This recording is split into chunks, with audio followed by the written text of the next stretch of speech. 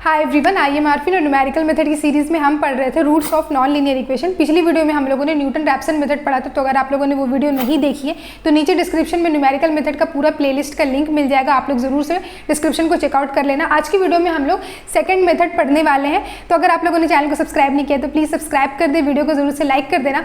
You can also follow me on LinkedIn and Instagram, और अगर आप लोग मुझसे 1-to-1 कनेक्ट होना चाहो तो आप मुझसे टॉपमेट पर भी कनेक्ट हो सकते हो। तो स्टार्ट करते हैं। आज की वीडियो में जो हम लोग टॉपिक डिस्कस करने वाले हैं वो है सेकंड मेथड का हमारा इंट्रोडक्शन, उससे रिलेटेड एक न्यूमेरिकल प्रॉब्लम एंड हमारा होमवर्क प्रॉब्लम, जिसका आपको सॉल्यूशन भी आपको इसी के साथ पीडीएफ में मिल जाएगा। तो स्टार्ट करते हैं। सबसे पहले सेकंड मेथड होता क्या है, तो सेकंड मेथड जो हमारा आइटरेटिव मेथड था ना, उसका ओपन एंड मेथड था। मतलब मैं क्या कहना चाह रही हूँ कि इंट्रोडक्शन वाले स्लाइड पे जाते हैं। ये जो पार्ट है, मैंने फर्स्ट जो roots of non linear equation था हमारा, मतलब चैप्टर का फर्स्ट वीडियो, उसमें मैंने ये चीज़ बताया था। तो आइटरेटिव जो मेथड था उसके दो पार्ट होते थे, ब्रैकेटिंग और हमारा ओपन एंड। उस टाइम पे मैंने इस ब्रैकेटिंग मेथड को बैक ट्रैकिंग बोला था। एनीवे, ब्रैकेटिंग और ओपन एंड मेथड, तो ब्रैकेटिंग मेथड में हमारे पास दो मेथड थे, बाइसेक्शन और फॉल्स पोजीशन।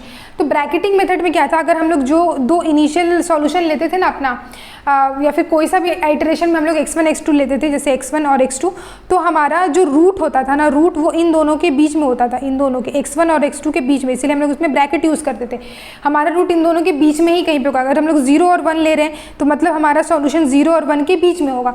सेम चीज़ हमारा फॉल्स पोजीशन मेथड यानी रेगुलर फॉल्स में भी था कि अगर हम लोग 0 1 ले रहे हैं तो हमारा रूट 0 1 के बीच में होगा। तो ये हमारा था ब्रैकेटिंग मेथड, जिसमें हम लोग ब्रैकेट लगा के इस तरीके से लिखते हैं कि x = 0, 1, मतलब 0 और 1 के बीच में। उसके बाद हमारा ओपन एंड मेथड आया। इसमें सबसे पहले देखिए हम लोग Newton Raphson method. Newton Raphson method में क्या हुआ, हमारे पास एक ही इनिशियल सॉल्यूशन था और उसी को यूज करके हम लोग रूट के क्लोज पहुंचना था। मतलब x1 हमारे पास हमने एक ही लिया, इसमें हमें दो का जरूरत नहीं पड़ा, एक को ही यूज करके हम लोग रूट के और क्लोज पहुंचते चले गए। तो यहाँ पे ब्रैकेट वाला सीन खत्म हो गया। सेकंड मेथड में भी वही चीज हुआ। यहाँ पे भले ही हम लोग, यहाँ पे एक चीज ये है कि हम लोग दो इनिशियल रूट लेंगे, x1 x2 लेंगे, लेकिन उसको हम लोग ब्रैकेट करके नहीं लिखेंगे। ब्रैकेट का मतलब हो गया ना उन दोनों के बीच में लाई करना रूट, लेकिन यहाँ पे ब्रैकेट यहाँ पे नहीं लेंगे। हम लोग लेंगे x1 तो हम कहेंगे कि x1 जो है हमारा रूट के क्लोज है। हम x2 भी लेंगे तो x2 भी रूट के क्लोज है, लेकिन सॉल्यूशन x1 x2 के बीच में नहीं है।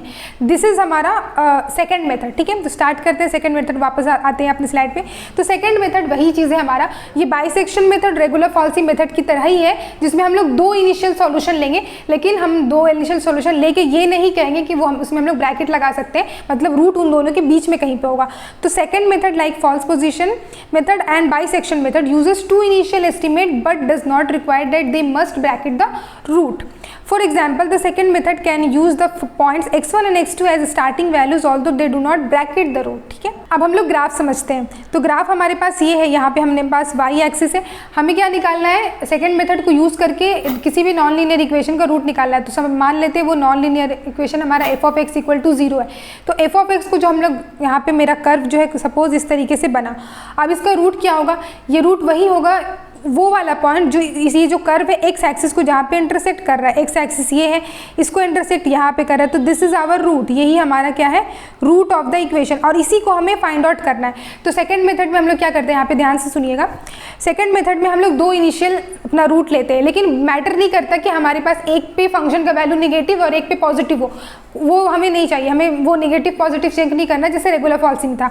हमें बस यहाँ पे दो इनिशियल रूट चाहिए जो कि रूट के क्लोज हो, कोशिश करेंगे ताकि आइटरेशन, हमारा नंबर ऑफ आइटरेशन कम हो। तो हमने लिए, एक लिया x1 और एक लिया x2 जो कि हमारा रूट के क्लोज है। x यहाँ पे ये रूट है और x1 x2 यहाँ पे, x1 यहाँ पे, ये हमारा हमने लिया अपना इनिशियल एस्टिमेट। अब क्या करेंगे, इस वाले पॉइंट के हमारे कॉरेस्पॉन्डिंग कर्व पे हमारा जो पॉइंट बनेगा वो क्या बनेगा, x1, f(x1), ठीक है, और x2 के कॉरेस्पॉन्डिंग जो हमारा ये कर्व है ना, ये इस पे जो पॉइंट बनेगा ये क्या होगा, x2, f(x2). ठीक है, अब क्या करेंगे, ये जो दो पॉइंट बना इससे हम लोग एक स्ट्रेट लाइन खींचेंगे। ये जो स्ट्रेट लाइन एक्स एक्सिस को जहाँ पे भी इंटरसेक्ट करेगा, ये यहाँ पे इंटरसेक्ट कर रहा है, तो ये पॉइंट का नाम हमने दिया x3। तो x3 क्या होगा, हमारे रूट के क्लोज होगा। This is our second method. तो यही चीज़ है हमारा, मतलब ये रेगुलर फॉल्सी की तरह ही है, वहाँ पे भी हम लोग यही चीज़ करते थे, दो पॉइंट बना था और उससे हम लोगों ने ये लाइन को ड्रॉ किया अपने स्ट्रेट लाइन, और स्ट्रेट लाइन जहाँ पे हमारा ये एक्स एक्सिस कट किया वो हमारा बन गया जो है नेक्स्ट अप्रॉक्सीमेशन के लिए हम लोग ये वाला पॉइंट लेंगे। ठीक है, तो यहाँ पे जो हम लोग करने वाले हैं, रेगुलर फॉल्सी में हम लोग पॉजिटिव नेगेटिव चेक करके रूट लेते थे, यहाँ पे बस वो नहीं करना। यहाँ पे देखो फर्स्ट आइटरेशन हम लोग करेंगे, ठीक है, फर्स्ट आइटरेशन में हम लोग अपना जो जैसे इनिशियल एस्टिमेट है हमारा x1 कॉमा x2, तो फर्स्ट आइट्रेशन में हम लोग x1 x2 को यूज़ करके x3 निकाल लिए, ठीक है, यहाँ पे ग्राफ में भी दिख रहा है, ये हिट एंड ट्राई मेथड से लेना है और x3 का वैल्यू हमें फाइंड आउट करना है, कर लिए। अब सेकेंड हमारा आइट्रेशन आएगा, तो रेगुलर फॉल्सी में क्या करते थे, रेगुलर फॉल्सी में हम लोग इसको लेते थे x3 को, तो हम लोग x1 बनाते थे, ठीक है, ये वाला x3 को x1 यहाँ पे रखते थे। अब इन दोनों में से चेक करते थे कि किस पे ये x3 पे फंक्शन का वैल्यू क्या है, अगर पॉजिटिव है तो यहाँ से पॉजिटिव वाले को हटा के नेगेटिव को लेना है, और अगर ये जो है हमारा नेगेटिव है तो इधर से नेगेटिव वाले को हटा के पॉजिटिव को लेना है, मतलब एक पॉजिटिव एक नेगेटिव होना चाहिए। यहाँ पे कुछ नहीं है वैसा, यहाँ पे हमने क्या किया, यहाँ पे हम लोग क्या करेंगे, इसको हटाते हैं, यहाँ पे बस x1 x2 के बाद हम लोग क्या करेंगे, ये जो x2 है इसको हटा देंगे, इन दोनों को ले लेंगे, तो न्यू हो जाएगा हमारा x2 x3, और इस पे हम लोग x4 निकाल लेंगे। सिमिलरली थर्ड आइट्रेशन में भी हम लोग क्या करेंगे, x3 x4 ले लेंगे, x2 को हटा देंगे और x5 को निकाल लेंगे। इसी तरीके से जो पिछला वाला जो वैल्यू रहेगा ना, हम लोग उसको हटाते जाएंगे, इसमें x1 हटा दिया, इधर से x2 हटा दिया, x3 x4 को ले लिया, x5 निकाल लिया, इस तरीके से हम लोग आगे बढ़ते जाएंगे। No need to check any sign, ठीक है। अब यहाँ पे वही चीज़ है, रेगुलर फॉल्सी वाला ही चीज़ है, हमारे पास पॉइंट स्लोप फॉर्म होता है, ये जो हमारा 2 पॉइंट बना इससे स्ट्रेट लाइन खींचे, और ये जो स्ट्रेट लाइन बना है हमारा, हमें x3 निकालना है, तो x3 क्या है हमारा, x एक्सिस पे है, मतलब y का वैल्यू 0 और x का वैल्यू हमने x3 लिया है, तो सेम चीज़ ये हमारा पॉइंट स्लोप फॉर्म होता है हमारा, ये हमारा पॉइंट स्लोप फॉर्म होता है स्ट्रेट लाइन का। तो पॉइंट हमारे पास क्या है, ये है एक पॉइंट और ये है दूसरा पॉइंट, तो y माइनस y1 और divide by y2 minus y1 equal to x minus x1 x2 minus x1। इस पे हम लोगों ने ये दोनों पॉइंट को पुट किया, y की जगह पे y0, x की जगह पे x3 को पुट किया, और हमें निकालना क्या है, x1 x2 को यूज़ करके x3 ही निकालना है, तो यहाँ पे हमने पुट किया और उसके बाद हमें क्या करना है, ये x3 को निकालना है। तो सिंपल आप लोग जो है मैथमेटिक्स अप्लाई करना, यहाँ से मैंने कर दिया है ऑलरेडी, x3 का वैल्यू हमारा ये आ गया, सेम वही आया जो हमारा रेगुलर फॉल्सी मेथड में आया था, वही एकदम सेम ही हमारा है। बस यहाँ पे क्या करेंगे हम लोग, वो साइन का चेक करने का ज़रूरत नहीं है, क्योंकि साइन तब चेक करते हैं ना जब हम कहेंगे कि हमारा रूट जो है उन दोनों के, जैसे 0 और 1 के बीच में लाई कर रहा है, तो हम तब साइन चेक करते थे। हम यहाँ पे वो कह ही नहीं रहे कि हमारा रूट 0 और 1 के बीच में या फिर दो जो इनिशियल एस्टिमेट है उसके बीच में लाई करेगा। देखो यहाँ पे भी हमें देख के पता चल रहा है, एक ये हमारा है रूट, ठीक है, और रूट ये है, और हमने इनिशियल एस्टिमेट लिया है x1 और x2, तो क्या रूट हमारा इन दोनों के बीच में लाई कर रहा है, नहीं, ये दोनों इस तरफ में रूट है क्या, नहीं है, इसके बाहर में हमारा रूट है, तो ये हमारा डिफरेंस हो गया। यहाँ पे रूट हमारा दोनों के बीच में नहीं रहेगा, ब्रैकेट यहाँ पे नहीं लगाएंगे।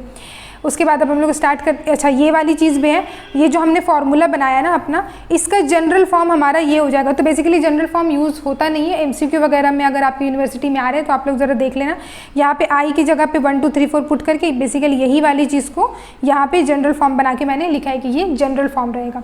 स्टार्ट करते हैं क्वेश्चन से। तो क्वेश्चन में हमारे पास है, use the second method to estimate the root of the equation. Equation हमारे पास ये है, which the initial estimate of x1 equal to 4 x2 equal to 2।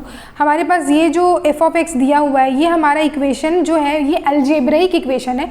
अगर आपके पास अलजेब्रिक हो या फिर ट्रांसेंडेंटल इक्वेशन हो या फिर पॉलिनोमियल इक्वेशन हो, फ़र्क नहीं पड़ता, सबके लिए सेम ही काम करना है। मैंने अलजेब्रिक इक्वेशन लिया है, और x1 x2 की वैल्यू हमें जो इनिशियल एस्टिमेट लेना है वो हमें क्वेश्चन में यहाँ पे बोल दिया है। हर बार ही ऐसा रहता नहीं है कि क्वेश्चन में आपको बोल दिया जाए कि x1 x2 आपको ये चीज़ लेना है, यहाँ पे इस वाले क्वेश्चन में बोल दिया गया। अब जैसे x1 x2 बोल दे तो हम लोग इसी को लेके स्टार्ट करेंगे। अगर आपको नहीं बोला है तो आप hit and try method use करो और कोशिश करो कि दोनों जो आपका इनिशियल एस्टिमेट रहे ना वो रूट के क्लोज वाला लो, ताकि आइटरेशन कम हो आपका। अब हमें बोल दिया हमारे पास कोई ऑप्शन नहीं, हमें इन्हीं दोनों को लेना होगा। और दूसरी चीज़, हम 2 4 को लेके बढ़ रहे हैं, लेकिन 2 और 4 के बीच में हमारा रूट नहीं रहेगा, ठीक है, ये चीज़ मैं बार बार बोल रही हूँ। तो स्टार्ट करते हैं इसको। यहाँ पे हमारे पास गिवन क्या है, गिवन है हमारा x1 इक्वल टू 4 एंड हमारा x2 इक्वल टू 2। सो हमारे पास f ऑफ x1 क्या हो जाएगा, f ऑफ x1 फंक्शन की वैल्यू हमारे पास ये है, तो ये हो जाएगा हमारे पास 4 का स्क्वायर माइनस 4 इंटू 4 माइनस 10, तो ये आएगा हमारा माइनस 10। और उसके बाद f ऑफ x2 निकालेंगे हम लोग, x2 क्या है हमारे पास 2, तो 2 का स्क्वायर माइनस 4 इंटू 2 माइनस 10, तो ये वैल्यू आ जाएगा 4 माइनस 8 माइनस 14, ठीक है। तो हमारे पास x ये सारे वैल्यूज़ आ गए। अब हम लोग अपना स्टार्ट करते हैं फर्स्ट आइट्रेशन से, ठीक है, फर्स्ट आइट्रेशन से। तो फर्स्ट आइट्रेशन में हमारे पास क्या है, हमारे पास x1 की वैल्यू है जो कि है 4, x2 की वैल्यू है जो कि है 2, एफ ऑफ x1 हमारे पास आ गया है -10 एंड हमारा एफ ऑफ x2 भी आ गया है जो कि हमारा -14। नाउ हमें फार्मूला अप्लाई करना है। फार्मूला अप्लाई करके हमें x3 का वैल्यू निकालना है और x3 के लिए फार्मूला क्या है, वही फार्मूला जो हमने यहाँ अपना रेगुलर फॉल्सी में यूज़ किया था, ये वाला फार्मूला। तो इसी को हम लोग यहाँ पे अप्लाई करेंगे। ये फार्मूला लिखते हैं।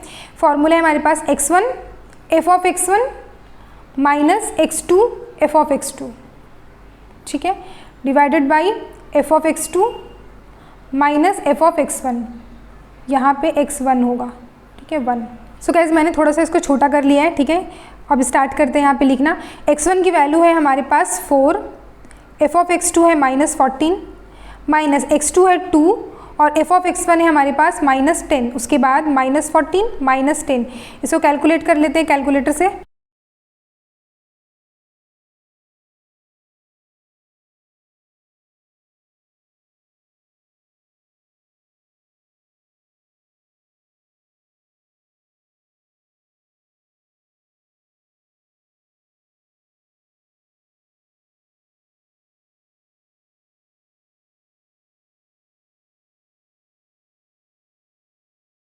तो ये वैल्यू आ रहा है हमारे पास 35, ठीक है। तो हमने निकाल लिया अपना x3 एफ ऑफ x3। अब यहाँ पे क्या है ना, हमें टेबल मेंटेन करने की ज़रूरत नहीं, जैसे हम लोगों ने रेगुलर फॉल्सी में करते थे टेबल मेंटेन, क्योंकि यहाँ पे हमें वो साइन चेक करने की ज़रूरत नहीं है, तो हमें टेबल मेंटेन नहीं करना।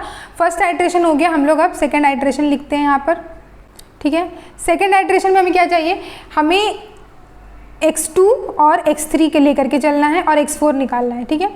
और यहाँ पे एफ ऑफ x2 भी लिखेंगे हम लोग और एफ ऑफ x3, हमें बस इतना चाहिए वैल्यू और इसके आगे बढ़ेंगे। तो x2 क्या है हमारे पास, x2 है 2 और इस पे आया है -14, तो 2 -14 और x3 अभी हमने निकाला था जो कि है 9 और उसके फंक्शन पे वैल्यू 35, तो 9 एंड 35, तो लिख देंगे 9 और 35।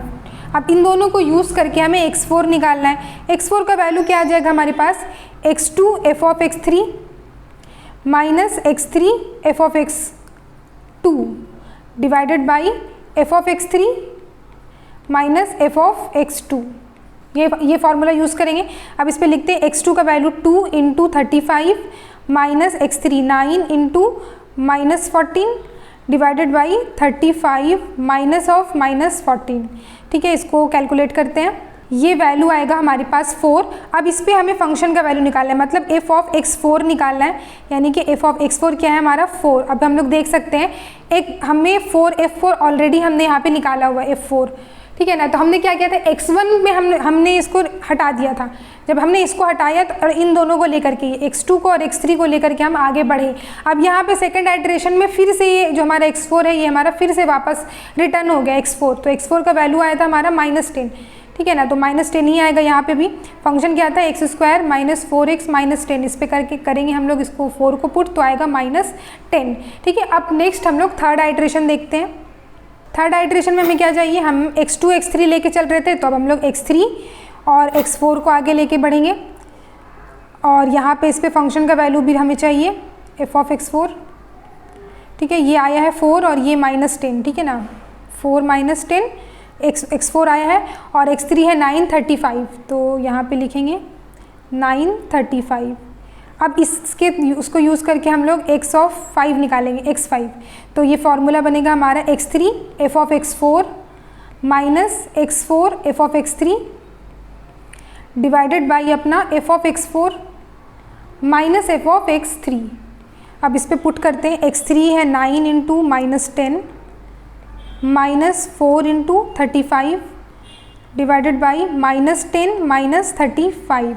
इसको कैलकुलेट करते हैं तो ये वैल्यू आ जाएगा आपका 5.111, ठीक है। अब इस पे हमें फंक्शन का वैल्यू को चेक करना है। फंक्शन मतलब एफ ऑफ x5, यानी कि एफ ऑफ ये जो x5 आया है 5.111। अब इसको चेक करेंगे, फंक्शन है x² - 4x - 10, तो हम लोग इस पर निकालते हैं। ये जो आया है इसका स्क्वायर मतलब आंसर इसका स्क्वायर -4 इंटू आंसर -10, ये वैल्यू आया -4.32098। ये हमारा एफ ऑफ x5 आया। अब इसके बाद हम लोग अपना फोर्थ आइट्रेशन करेंगे। यहाँ पे फोर्थ आइट्रेशन में हमें क्या है, यहाँ पे x3 x4 लिए थे, तो यहाँ पे अब हम लोग क्या करेंगे, x4 x5 लेंगे। x4 और x5, ठीक है। तो इस पे f ऑफ x4 हमें चाहिए और f ऑफ x5 भी हमें चाहिए होगा। तो x4 क्या आया है 4 और -10 ये, तो यहाँ पे लिखेंगे 4 और -10 और x5 अभी हमने निकाला 5.11 पे आया है वैल्यू, ये -4.32098 5.1111 पे आया है -4.32098, ठीक है। अब इसके बाद हमें क्या करना है x6 निकालना है। x6 का हमारा फॉर्मूला बन जाएगा x4, ठीक है। यहाँ से स्टार्ट करेंगे, सबसे पहले ये जो चीज़ लिखा होता है ना यही को हम लिखते हैं x4, तो x4 और उसके बाद f ऑफ x5, यहाँ पे x4 लिए तो उधर वाला 5 लेंगे माइनस, अब उल्टा करेंगे x of 5 f of x4, ठीक है, divided by f of x5, जैसे ऊपर है f वैसे ही नीचे लिखेंगे f ऑफ x4, ठीक है। अब इसको कैलकुलेट करते हैं x4 4 इंटू -4.32098 माइनस 5.111 इंटू -10, ठीक है, divided by -4.32098 minus f of x4 क्या है हमारे पास -10, ठीक है। इसको कैलकुलेट करते हैं तो ये वैल्यू आ रहा है मेरी कैलकुलेटर में 5.956494, ठीक है। अब इसके बाद इस पे फंक्शन का वैल्यू निकालेंगे, मतलब f ऑफ x6 निकालना है। f ऑफ x6 यानी कि x² -4x -10 हमारा फंक्शन है, इसको करेंगे, मतलब आंसर का स्क्वायर -4 इंटू आंसर -10, ये वैल्यू आ रहा है 1.653845, ठीक है। अब हमने यहाँ तक का f ऑफ x6 निकाल लिया, 4th आइट्रेशन के 5th आइट्रेशन भी कर लेते हैं। 5th आइट्रेशन, अब 5th आइट्रेशन में हमें क्या लेना है, 4th में हमने लिया था x4 x5, तो यहाँ पे क्या लेंगे x5 और x6, ठीक है। और यहाँ पे इस पे फंक्शन का वैल्यू भी लेंगे f ऑफ x5 और f ऑफ x6, ये हमें चाहिए होगा तो हम लोग x7 निकाल लेंगे। तो x5 हमारे क्या है, ये है 5.11 पे 4.32098, तो यहाँ लिख देती हूँ 5.1111 और ये -4.32098, ठीक है, कॉमा लगा देते हैं। अब x6 का वैल्यू आया है हमारे पास ये वाला 5.956494, तो 5.956494 और इस पे फंक्शन का वैल्यू आया है 1.65384, इसको थोड़ा सा इधर कर देती हूँ मैं। अब इसके बाद हमारा x7 का फॉर्मूला क्या बन जाएगा, x5 into f of x6 minus x6 f of x5 divided by f of x6 minus f of x5, ठीक है। अब इन सबको पुट करके हम लोग अपना वैल्यू निकाल लेते हैं डायरेक्ट। तो कैलकुलेशन के बाद जो वैल्यू आ रहा है वो है हमारा 5.7224, ठीक है। अब इस पे फंक्शन का वैल्यू को चेक कर लेते हैं, f ऑफ x7, तो ये आ जाएगा आंसर का स्क्वायर -4 इंटू आंसर -10 करेंगे, ये आ रहा है -0.1430, ठीक है। तो हमारे पास 5th आइट्रेशन में भी हमारा ये वैल्यू आ रहा है। तो हम क्या हो रहा है, हम अब हमें क्या है, हमें रूट के क्लोज पहुंचना है सेकंड मेथड से। तो हम क्या है, x6 में हमारे पास जो हमारा रूट आया था वो था 5.95, x7 आया हमारे पास 5.72 और यहाँ पे फंक्शन का वैल्यू 0 आ चुका है, मतलब 0.14 है, मतलब 0 नहीं है लेकिन 0 के क्लोज है, ठीक है। मतलब ये वाला हमारा जो रूट है 0 के काफ़ी क्लोज है। इसके बाद एक और हम लोग 6th आइट्रेशन करते हैं। तो 6th आइट्रेशन में हमारे पास हम लोग 6th आइट्रेशन में क्या लेंगे, यहाँ पे हमने x5 x6 लिया था, तो यहाँ पे x6 और x7 को हम लोग लेके आगे बढ़ेंगे और f ऑफ x6 और f ऑफ x7 जो हमारे पास आया इसको यूज़ करके हम लोग अपना x8 निकाल लेते हैं। x8 में हमारे पास फॉर्मूला बन जाएगा x6 f of x7 minus x7 f of x6, ठीक है, डिवाइडेड बाई अपना f ऑफ x7 जो ऐसे ऊपर है माइनस f ऑफ x6, ठीक है। अब इसको हम लोग कैलकुलेट करके मैं लिखती हूँ इसको। तो कैलकुलेशन के बाद ये जो वैल्यू आ रहा है ये है 5.741, ठीक है। अब इस पर हम लोग f ऑफ x का वैल्यू निकालेंगे, f ऑफ x8 का वैल्यू, तो x² -4x -10 हमारा फंक्शन है, इस पे वैल्यू आएगा, ये वैल्यू आ रहा है हमारे पास -0.00348, ठीक है। अब हम लोग यहाँ पे देख सक रहे हैं हमने 6th आइट्रेशन किया, 6th आइट्रेशन में हमारे पास 5.741 आया, उससे पहले हमारे पास 5.72 था, इसके बाद हमें 5.74 आया, और यहाँ पे ये जो एफ ऑफ इस पे फंक्शन का जो वैल्यू आया ये हमारा 0.00 आ गया, मतलब 2 डेसिमल प्लेस तक हमारा भी 0 आ गया। आप चाहो तो इसको और आगे जो है इम्प्रूव करना, मतलब 6th आइट्रेशन तक हमने किया, लेकिन हमारा 0.02 डेसिमल प्लेसेस तक ही हमारा सॉल्यूशन इंप्रूव हो पाया, यहाँ पे 0.00 ही आया। तो ये हमारा पूरा एक्यूरेट सॉल्यूशन भी नहीं है, लेकिन इसलिए हम लोग यहाँ पर नहीं पहुँच पाए क्योंकि हमारे पास जो क्वेश्चन था ना इस पर हमें यहाँ पे रिस्ट्रिक्शन लगा दिया था। यहाँ पे बोला था कि हमें x1 को 4 और 2 से ही स्टार्ट करना है। अब 4 और 2 से, मतलब 4 और 2 हमारा ही इनिशियल सॉल्यूशन होना चाहिए, तो हमने वहाँ से स्टार्ट किया। अब देखो यहाँ पे हमने 4 और 2 से स्टार्ट किया। मैंने बोला था सेकंड मेथड में क्या होता है, अगर हम लोग इनिशियल वैल्यू ले रहे हैं 4 और 2, तो वो इसका मतलब ये नहीं कि 4 और 2 के बीच में हमारा सॉल्यूशन लाई करेगा। अब यहाँ पे हमें देख के भी समझ में आ रहा है 4 और 2 हमने लिया था, और हमारा जो सॉल्यूशन आ रहा है ना, मतलब जो रूट ऑफ द इक्वेशन है वो आ रहा है हमारे पास ये 5.71, जो कि 2 और 4 के बीच में तो नहीं है। तो यही हमारा सेकंड मेथड था। यहाँ पे 5.71 के आसपास आपका आंसर आएगा। तो मैं इस सॉल्यूशन को यहीं तक छोड़ रही हूँ, यहाँ पर 6th आइट्रेशन करके आप लोग इसको और इम्प्रूव करना और अच्छा सॉल्यूशन आप लोग यहाँ से ला सकते हो। तो मैं यहाँ पे लिख देती हूँ hence root of equation is 5.7। मैंने 5.7 रखा है, आप और भी इसको इम्प्रूव करना और जो भी आपका आंसर आएगा मुझे नीचे कमेंट्स करके आप लोग बताना, ठीक है। तो ये हो गया हमारा 6th आइट्रेशन, तो आंसर यहीं पे मैं छोड़ रही हूँ। नेक्स्ट हम लोग एक होमवर्क प्रॉब्लम को देख लेते हैं। ये हमारा होमवर्क प्रॉब्लम है जिसमें अगेन मैंने एक अलजेब्रिक इक्वेशन लिया, इसको आपको सॉल्व करना है यूजिंग सेकंड मेथड, ठीक है, सेकंड। और यहाँ पे कोई रिस्ट्रिक्शन नहीं लगाया मैंने कि आपको इसी से स्टार्ट करना है इनिशियल सॉल्यूशन। यहाँ पे आप कोई भी 2 इनिशियल सॉल्यूशन ले सकते हो, जैसे कि यहाँ पे सॉल्यूशन मैंने यहाँ पे लिख दिया है, आप लोग पहले खुद से सॉल्व करना, देन आप लोग यहाँ पे आके जंप करना। तो x1 और x2 यहाँ पर मैंने वही निगेटिव पॉजिटिव करके लिया ताकि रूट के दोनों क्लोज रहे। निगेटिव पॉजिटिव ले सकते हो, ऐसा नहीं है, आप चाहो तो ले सकते हो, नहीं चाहो तो नहीं भी ले सकते हो। सेकंड मेथड में रिस्ट्रिक्शन है, तो निगेटिव पॉजिटिव भी ले सकते हो। तो फर्स्ट आइट्रेशन ये रहा, second iteration, third iteration, 4th iteration, और यहाँ पे हमारा रूट निकल के आ गया आई थिंक 2.094, और यहाँ पे क्या आया था 2.094। तो ठीक है, यहाँ पर हम लोगों ने क्या है, क्योंकि हमने जो अपना स्टार्ट किया है इनिशियल अप्रॉक्सीमेशन वो रूट के क्लोज से स्टार्ट किया, तो हम देख सकते हैं कि 4th आइट्रेशन में ही आ गया। और अभी जो हमने क्वेश्चन को सॉल्व किया था उसमें तो मतलब हमें रिस्ट्रिक्शन लगा दिया, हमें बोला ही है कि आप 2 और 4 से स्टार्ट करो। तो 6th आइट्रेशन हमने कर दिया, लेकिन बहुत ज़्यादा रूट के क्लोज नहीं पहुँच पाए, ठीक है। एनीवे इस तरीके का होता है हमारा सेकंड मेथड, और हमारे पास और कुछ भी नहीं है यहाँ पे। सो गाइस, अगर आपको वीडियो अच्छा लगा तो प्लीज़ वीडियो को लाइक कर देना। वीडियो का PDF आपको नीचे डिस्क्रिप्शन मिल जाएगा, आप लोग डिस्क्रिप्शन बॉक्स को जरूर से चेकआउट कर लेना। You can also follow me on LinkedIn and Instagram, और आप मुझसे टॉपमेट भी अगर चाहो तो भी कनेक्ट हो सकते हो। So thank you so much guys for watching this video.